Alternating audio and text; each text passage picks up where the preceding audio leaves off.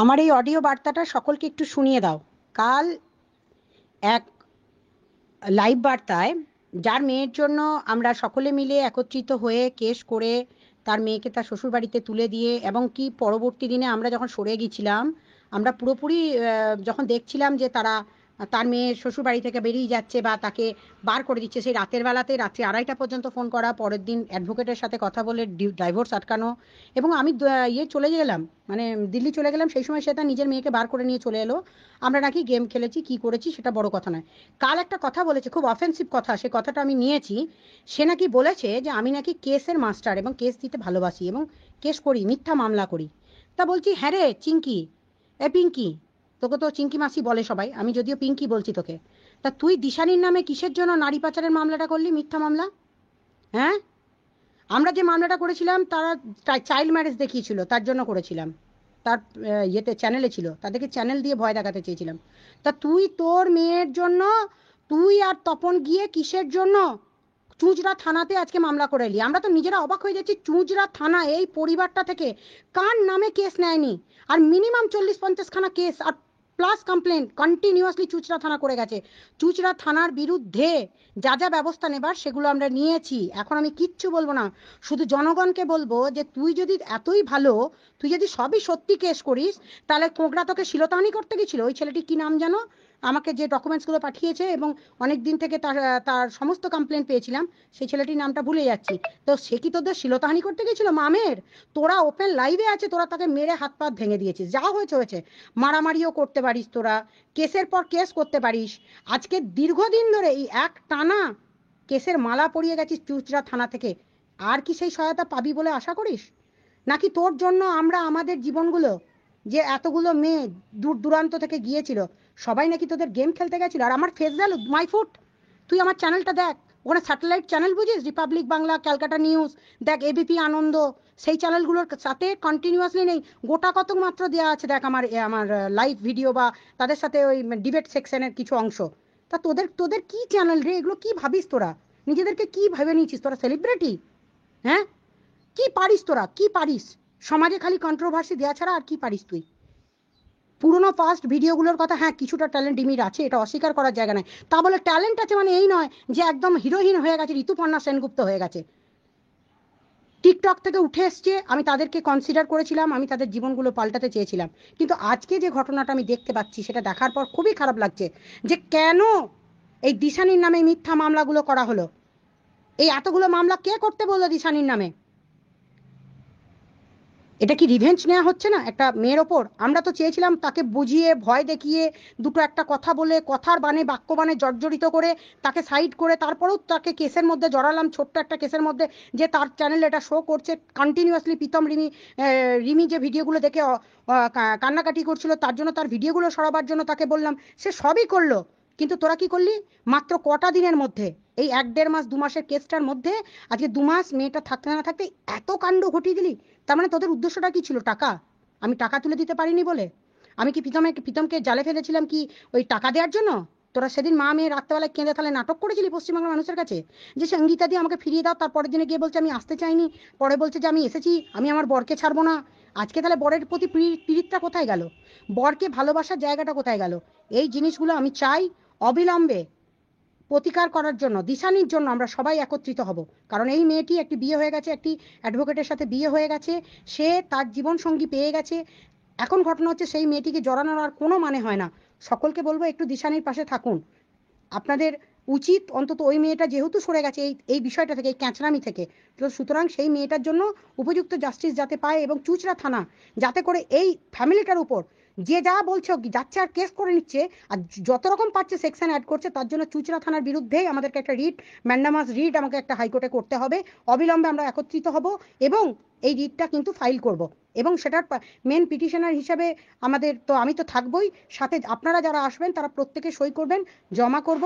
আর যতগুলো মামলার সমস্ত সার্টিফাই কপি আমরা তুলতে দিয়েছিলাম, চুঁচড়া কোর্ট থেকে তুলেছেন, দিশানির বরই তুলেছে এবং দিশানির বরই অ্যাডভোকেট হিসেবে দাঁড়াবে।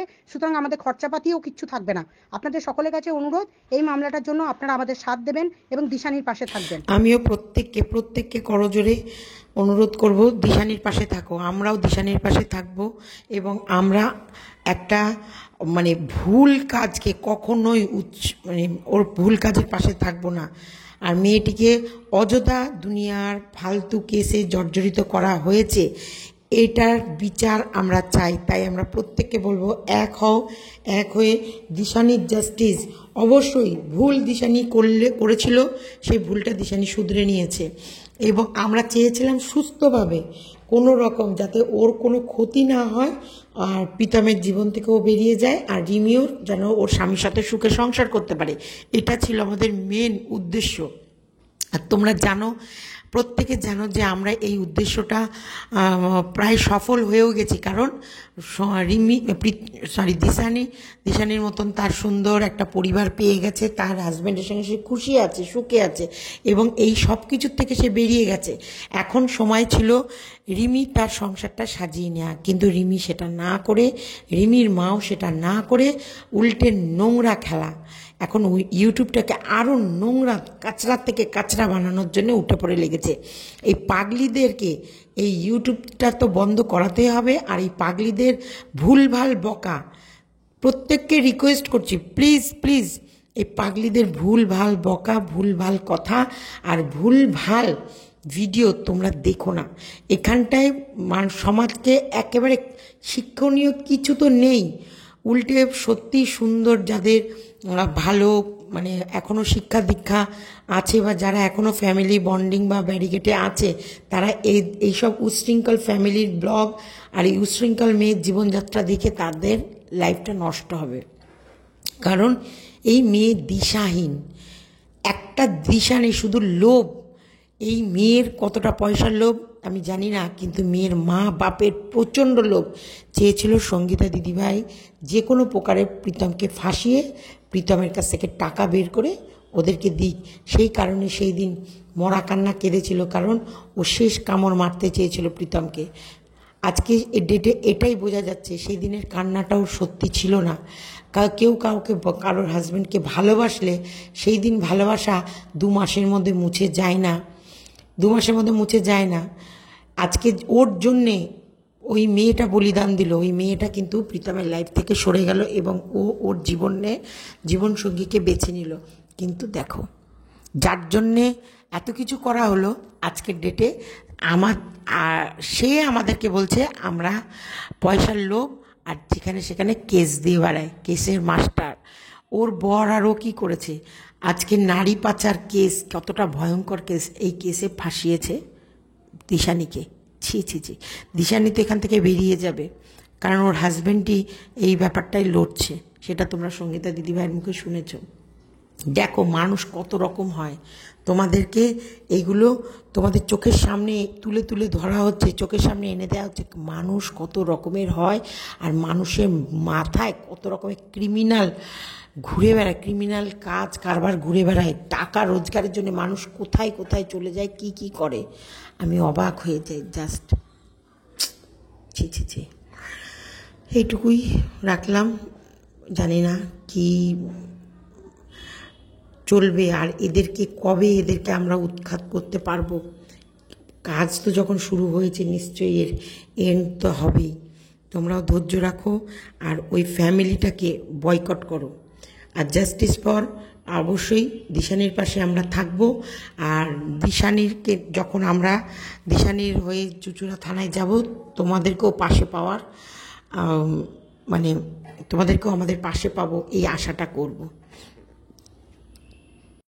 প্রীতমকে যারা ভালোবাসো তাদেরকেও বলছি যে প্রীতমেরও একটাও চুল বাঁকা হতে দেব না, কারণ প্রীতমও আমাদের ঘরের সন্তান, রিমিও আমাদের ঘরের সন্তান, দিশানিও আমাদের ঘরের সন্তান। আজকে এই পিঙ্কি আর পিঙ্কির হাজব্যান্ডের ভুলের শাস্তি নিশ্চয়ই আমরা ওদেরকে দেব না। আর প্রীতমের কোনো ক্ষতি হবে না। প্রীতমের যেটুকু শাসন করার দরকার, ওর ভুলগুলো শুধরে দেওয়ার দরকার, সেগুলো সঙ্গীতা দিদিভাই নিশ্চয়ই দায়িত্ব নিয়ে সেগুলো সমস্তটাই ঠিক করবে, কিন্তু কখনোই ওর ভবিষ্যৎ নষ্ট করবে না, ওকে আরও সুন্দর ভবিষ্যতের দিকে এগিয়ে দেবে। তবে প্রীতমের এই যে পিঙ্কির যে উদ্দেশ্য সেটা কখনোই সফল হবে না, বা সেই দিকে আমরা কখনোই প্রীতমের কোনো ক্ষতি করে ওদের কোনো উপকার আমরা করব না। আমরা চেয়েছিলাম দুটো বাচ্চা সংসার করুক। সংসার যখন করতে পারবে না, আর সংসার না করার জন্য অনেকটা দায়ী ওর মা আর বাপে, নাহলে হয়তো আর একটু সামান্য অ্যাডজাস্ট করলে, এতটা যখন হয়ে গেছিলো আর একটু অ্যাডজাস্ট করলে সংসারটা খুব সুখের হতো। প্রীতমের যে সব জায়গায় দোষ তা নয়, আবার প্রীতমও যে সাধু তা নয়, কবিতারও অনেক জায়গায় দোষ আছে, কিন্তু পিঙ্কি বা পিঙ্কির হাজবেন্ড যেটা চাইছে সেটা কখনোই হবে না, কখনোই না।